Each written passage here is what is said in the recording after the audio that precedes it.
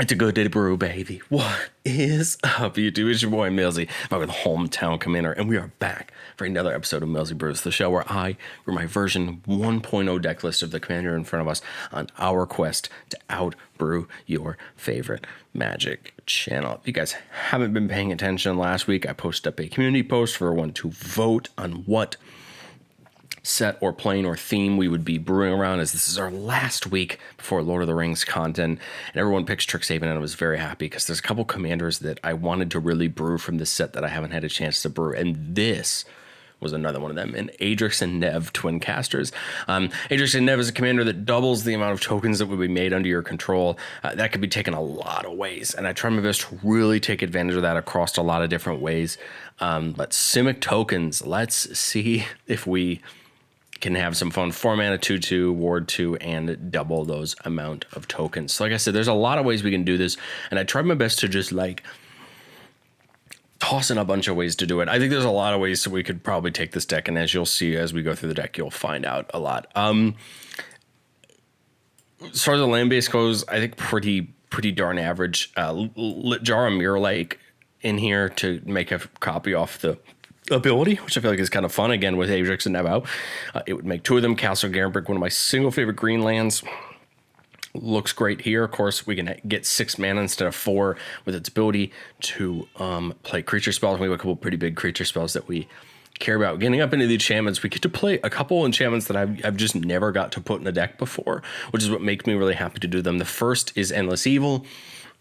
This is a card, of course, that I had in my Captain Nagathrod Horrors build, but of course it looks really cool here. At the beginning of your upkeep, you create a token that's a copy of the enchanted creature, except the token's a 1/1.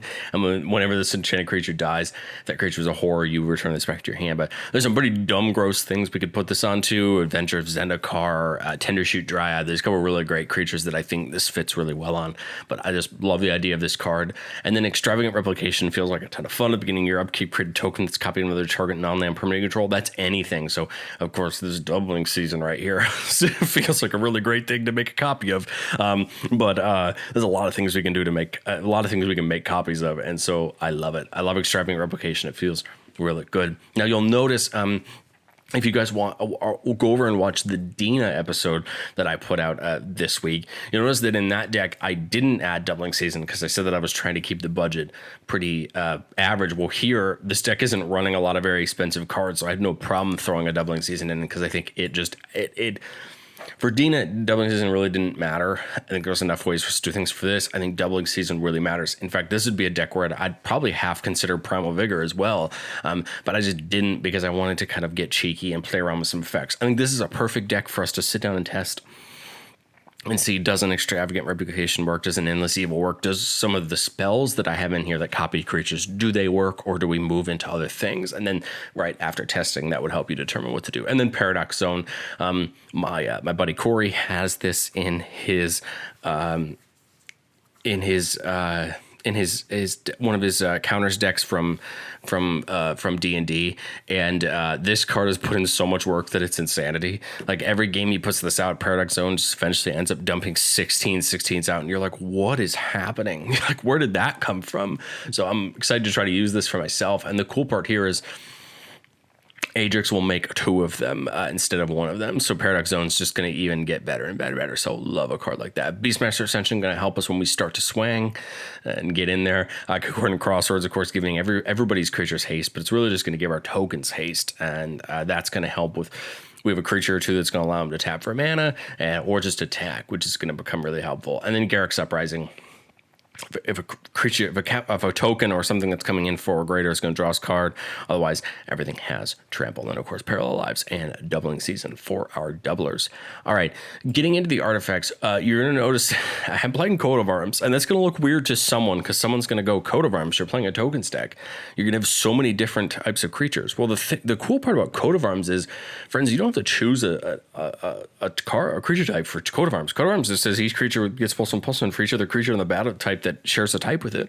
What this is going to do is just every type of creature is going to get buffed with this out. Coat of Arms is literally the perfect card for a deck like this because if I have 10 plant tokens and I have 10 bird tokens, let's say, each of them are going to get +9/+9 because they have that things. In fact, if you can get tokens that have multiple types, then you know, well, no, because it's only share one type. It's still like you can see the coat of arms is just going to make our board big, and then of course we get something like Garruk's Uprising out, and then this becomes really important.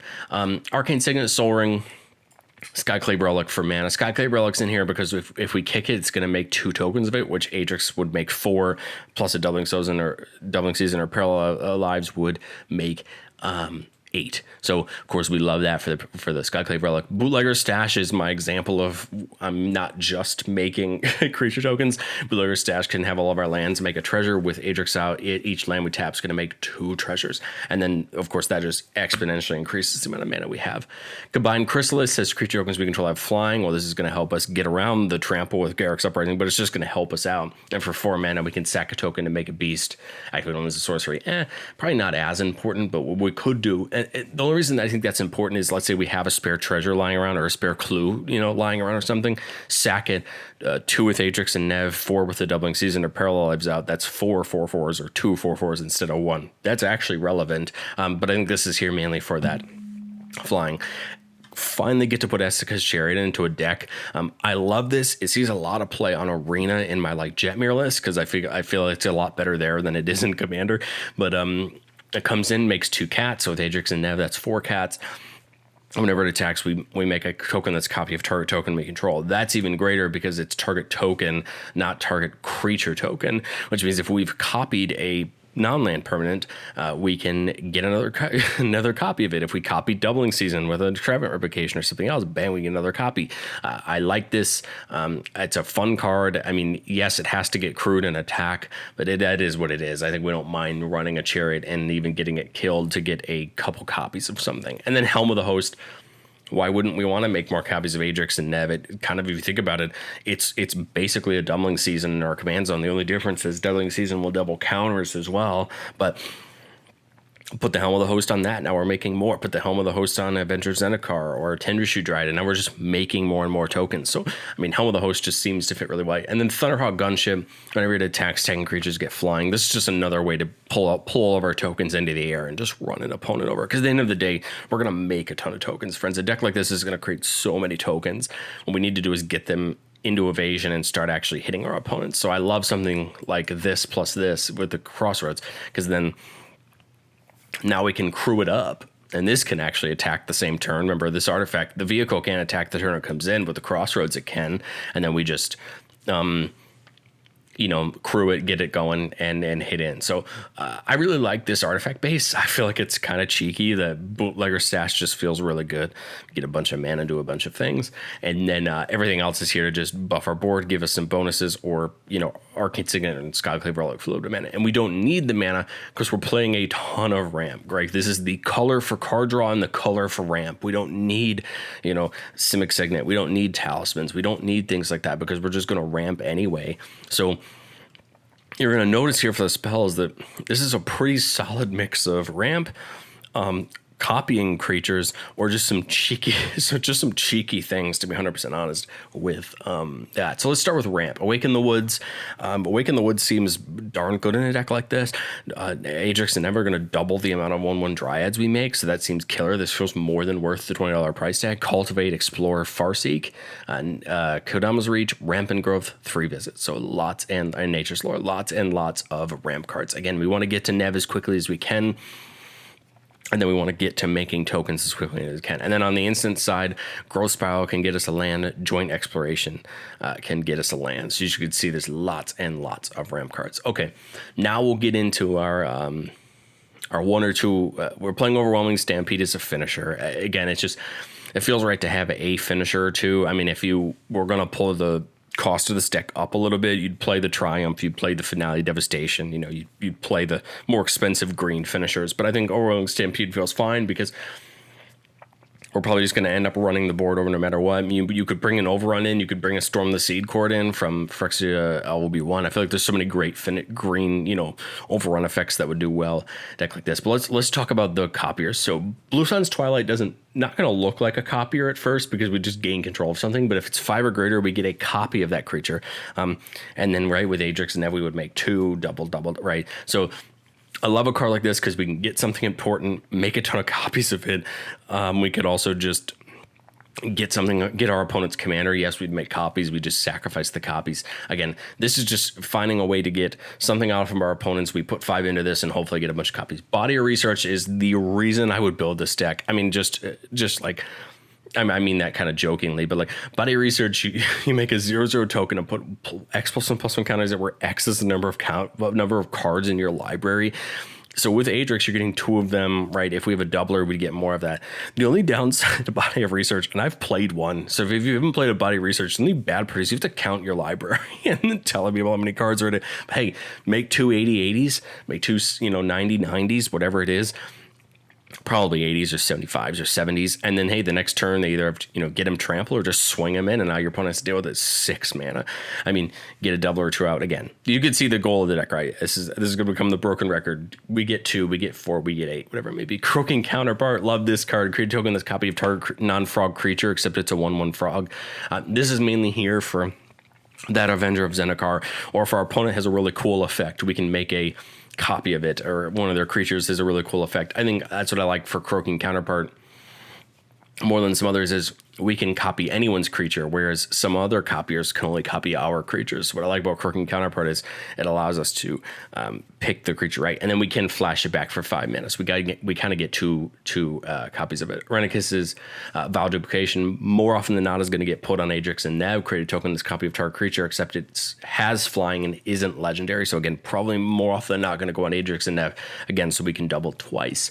Oversimplify, kind of a blue-green board wipe seems kind of interesting. Exile all creatures, and each creature creates a token, puts a number of +1/+1 counters equal to the number of power of creatures they control that were exiled this way.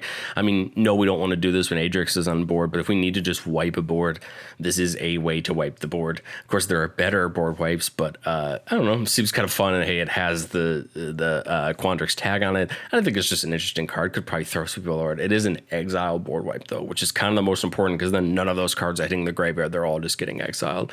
Quasi-duplicate. Make a copy of a creature we control, and then we can jumpstart it back. So just for pitching a card, we can cast it again. I love Quasi-Duplicate.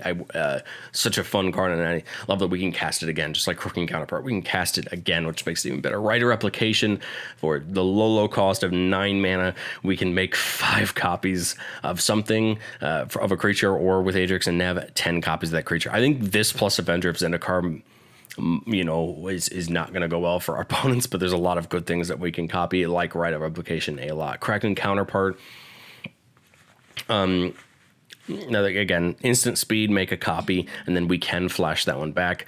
Mystic Reflection is one of these kind of interesting ones when it comes to making a copy, because it says choose target non-legendary creature. The next time one or more creatures or planeswalkers enter the battlefield this turn, the enter has copies of the chosen creature. So the easiest example of a combo with this card is Avenger of Zendikar. So you have Avenger of Zendikar out, or Avenger of Zendikar comes in, its stack goes on this trigger.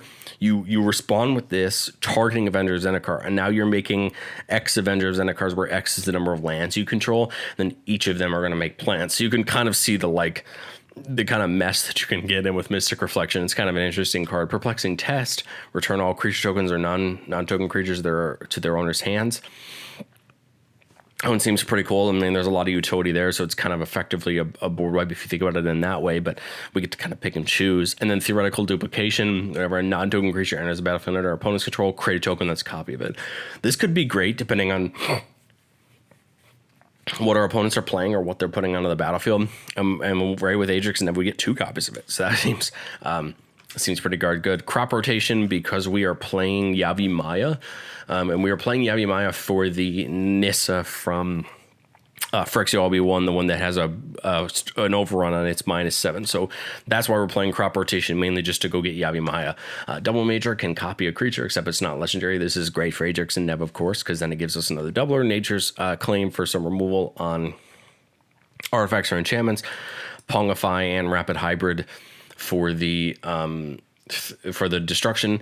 The really cool about Adrix and Nev is it says whenever a token will be created under our control. So Pongify and Rapid do not give our opponent 2 frogs or apes. They just give them 1 Reality Shift for some removal.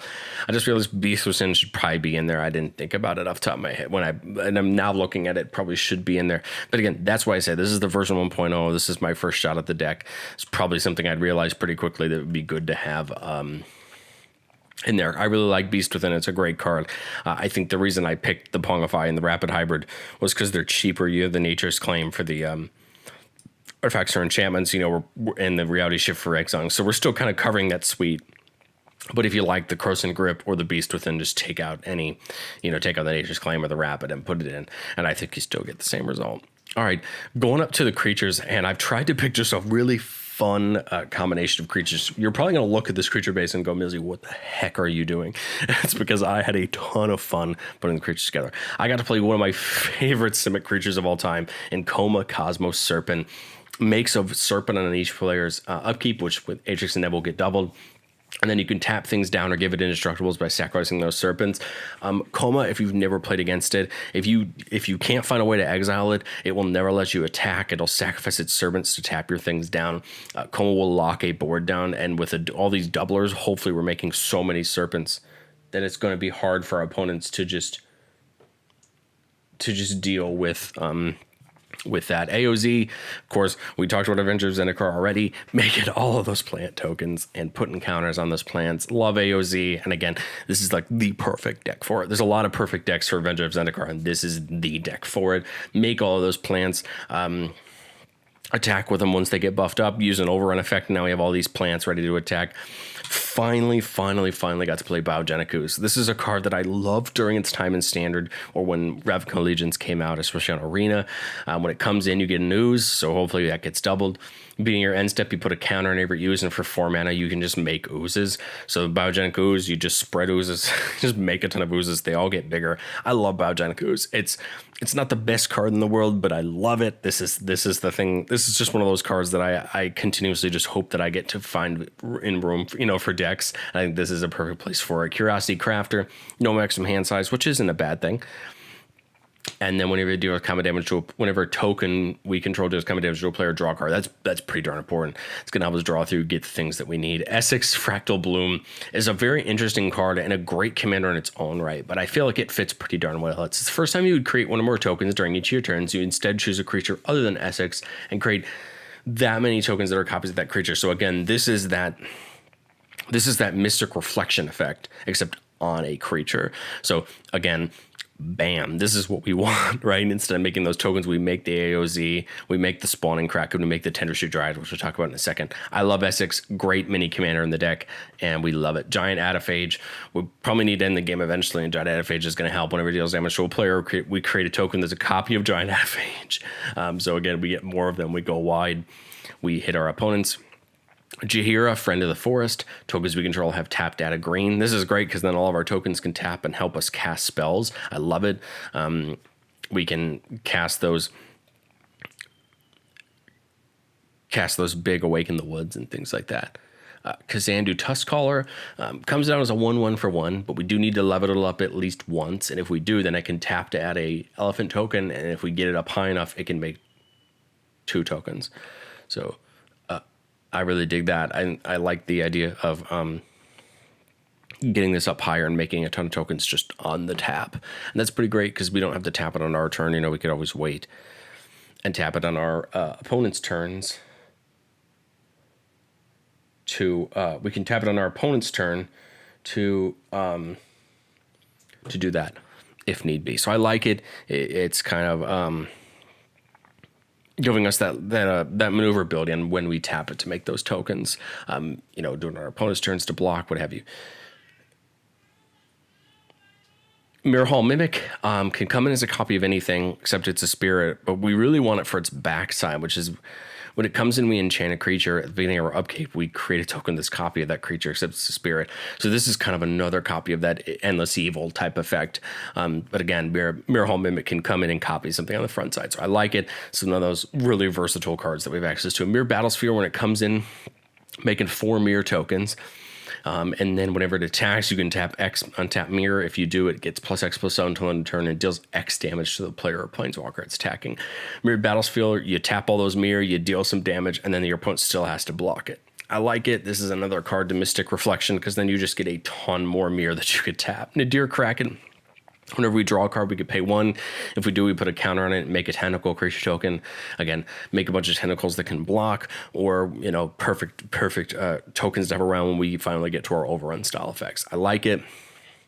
It doesn't say when you draw your second card each turn, guys. It just says whenever you draw a card. So it's going to be easy to use some extra mana to get that. Progenitor Mimic is a card that it's kind of tough to figure out the first time you read it, but you just have to break it down. It says when you may have it enter the battlefield as a copy of any creature on the battlefield, except it has at the beginning of your upkeep, if this creature isn't a token, create a token that's a copy of this creature. So what this does is you pick a creature, it becomes a copy of it.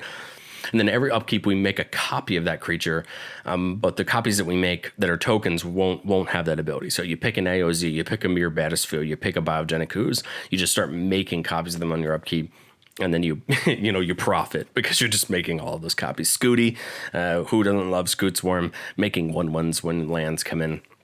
I love Scooty, and it does a great job of just flooding the board lands. And the best part, or tokens, and the best part here is they get doubled with Adrix. So that feels great. Spawning Kraken, a card that sees a lot of play in Coma decks, but it's just a card that feels great here. Whenever a Kraken, Leviathan, Octopus, or Serpent, you control the damage to a player, we create a Kraken. So the cool part about this is we hit somebody with it, we make the Kraken. And then if that Kraken token or this hits something, we make more Krakens. And then we just have more tokens. I love Spawning Kraken. It's well worth the 6 mana. And again, it's the whole goal of this deck was just to put big dumb creatures that do fun things on the battlefield. Tindershoot Dryad, making a sapling on everyone's turn, or with Adrix out, would be 2 tokens.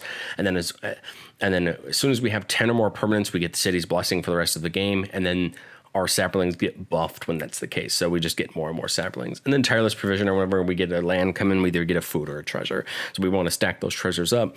They get doubled, right, with Adrix and Nev. And then we have extra mana to do things with. We're rocking 3 Planeswalkers in the deck. We're rocking Kasmina, Enigma Sage. It's kind of an interesting card. 3 mana for a 2 loyalty Planeswalker. It has the, each other Planeswalker you control has the loyalty abilities of Kasmina. Again, we only have 3 Planeswalkers, so it's very seldom going to happen. The +2 to scry 1, -X to make a token with that much counters on it. Well, that's great because Adrix is going to double, the amount of tokens we make. Then the -8 says search your library for an instant or sorcery that shares a color with this Planeswalker. Exile that card, then shuffle. You may cast that card without playing its mana cost. So what you're going to do with Kasmina is go and we can get a bunch of these guys for free without playing the mana cost. Or if we use this ability on either of other Planeswalkers, if they're out, then we can go get things that share with them. Kasmina, to me in this deck, you just scry, and then you just make a token, or you just get to 8 and play something for free out of your deck. Now, I will quickly mention, the way that you probably would take this deck and pull it up in the power level would be to put a few extra turn spells in here. Put like a Time Stream Navigator in here and make copies of it. Like I think that would be the up end, right, of this deck, is to take more turns and run over your opponents, right? That's what Simic's good at. But I don't know. I like this more wholesome style of the deck. I think it probably just makes the deck more fun to play against rather than being more efficient. Nissa, the +1 makes a token, which I feel like is already good enough. That's going to get doubled by Adrix and Nev. The -1 takes out an artifact or enchantment. And the -7 gets a +1/+1 for each forest you control and trample to every creature you control. Again, no matter what the creatures are, they get trample. This is great because think about it, Coat of Arms plus Nissa, and the board's, everyone's probably dead at that point. Everything gets the buff, everything gets the trample. I love it. And this is the reason why we're playing that crop rotation. We probably could play something else to get the Yavimaya out quicker than that, but I like it. And then Vivian. We look at the top card anytime. We can play creatures off the top. A +1, just make a beast token, and we can put a Vigilance Screech or a Trample counter on it. And the -2, which is one of my favorite effects on a Planeswalker in green. When you cast your next creature spell this turn, search your library for a creature card with lesser CMC and put it on the battlefield, then shuffle. So what I always like to say with this is, it's a combo in some other green decks I have, but think about it this way. We put a Progenitor Mimic on the stack. We can go get any creature with 6 or less put on the battlefield for free, and then the Mimic comes in. Coma, right? 7. Go get a creature at 7 or less, put it on the battlefield for free, then Coma comes in. So you can just start to see the higher the creature you want to cast. And for example, Coma, Giant Adaphage, and Mere Battlesphere and AOZ will get anything else in our deck, right? So we could go get anything else. Same thing with Progenitor Mimic or Spawning Kraken can go get most of everything else in our deck. So you can see the bigger creature we pick with the ability, the more fun it gets. And then we're playing the Segovia. When it comes in, we get 2/1/1 tokens, the Kraken tokens, and on the back, all of our creatures, non-creature spells have Convoke, so we can tap the tokens to pay for mana, which is killer good. And then beginning of our end step, we can tap up to 4 creatures. This is just a value card. If we can get it to the back and get Convoke, it's going to make all of these easier to cast, especially something like this, just to make a ton of 1/1s. So I like it. And again, we could probably play a little bit more into spell slinging with a card like this if we wanted to, but I'm gonna be honest, I like the look of the deck. This is a deck I knew I probably would like, but after I built it, I think I'm gonna have a little bit more fun playing it. So let's get into our goldfishes. We're gonna look at this hand, 4 landers with a Scooty. I love it. Adrix is 4 mana, so let's do it. Turn 1, let's get a forest down, no turn 1 play. Turn 2, we'll get an island down again, no turn play. So we took a pretty safe hand, and we got a little bit hit here with these 2. Turn 3, we see the Garen Brig. We'll put the Garen Brig down and then get the Scooty down. So now we're going to already start making some tokens. All right, turn 4, there's no way for me to get Adrix down before I play my 4th land. So I think I'm just going to do this. We get the Scoot token, and then we get Adrix down. And then turn 5, we put a... let's see, do we want this to be an untapped land? It'd be only 4 mana. Well, let's see. If it's an untapped mana, we could get 6. We don't have any creatures. So I would just say Quandrix, Campus in tapped. We get the 2 Scoot Scorm tokens. And then I'd say with the 5 mana, we could... what do we do? Put Endless Evil on Scooty. So we get an extra copy of it on the next turn. Draw for the next turn, put the pathway down, so we have 3 tokens and 2 Scooties. So we would get 1, 2. We'd get 2 copies at the upkeep. We'd get 2 copies. So we'd have 6, 8 more Scoot Swarms. And now we could potentially overwhelming run. The only problem is the highest is 2 right now, so that might not work. We could probably just jam down a replication or jam down an Adaphage or jam this gunship down. And then the next turn, right, we could swing and give everything flying. That might be what I would do. Untap. And then again, now we could get this and swing everything with everything in the air. So you can kind of see Adrix and Nev is doing a lot for us in building that. Here we go. 3-lander with an Arcane Signet. I love it. Turn 1, let's get the forest down. Turn 2, we get the island down. Now the question becomes here: do we dump the Arcane Signet and get Adrix next turn, or do we explore and get the same result but get an extra card? I think that's what I would do. I would explore, draw the card, and get the land down. The reason is you never know what we're going to draw, and potentially we draw something good we didn't hear, unfortunately. Let's get the forest down and get Nev down. Now, this is a kind of a dangerous move because if our opponent removes this before it gets back to our turn, we're kind of screwed on this turn, but let's play through the scenario that they do not. We get this down, get the Signet down, and then we Arenicus the Adrix and Nev. And actually what that's going to do is give us 2 copies of it. So now we have 3 copies of that. We get the pathway down, and then we dump this Coma in. And at this point, we're probably just going to lock down the board unless our opponent's going to take care of it. Now we get this, and we Body Research. For a big board, we could put down Esca's Chariot and make a couple copies. Remember, those Adrix and Nevs are non-legendary, so we could get the Escas down and start trying to make more copies of the Adrix and Nev. Again, I like this position because now we just have a ton of extra space on having a lot of tokens. But let me just guys think down of Adrix and Nev down in the comments. Again, Adrix and Nev is a lot more is a powerful commander. I mean, it does a lot of really fun things. I just try my best to have some fun with the build, and I kind of like the look of a deck like this because I feel like this is kind of an example of maybe a more mid-tiered power deck that I could put in my deck box to have some fun with. That isn't trying to be min-max, that isn't trying to be good, but is still going to put some hurt down. So let me know what you guys think of Adrix and Nev down in the comments. Drop me a like if you liked the video. Subscribe if you want to join me on my quest to outbrew your favorite Magic channel, and I will catch you guys next time.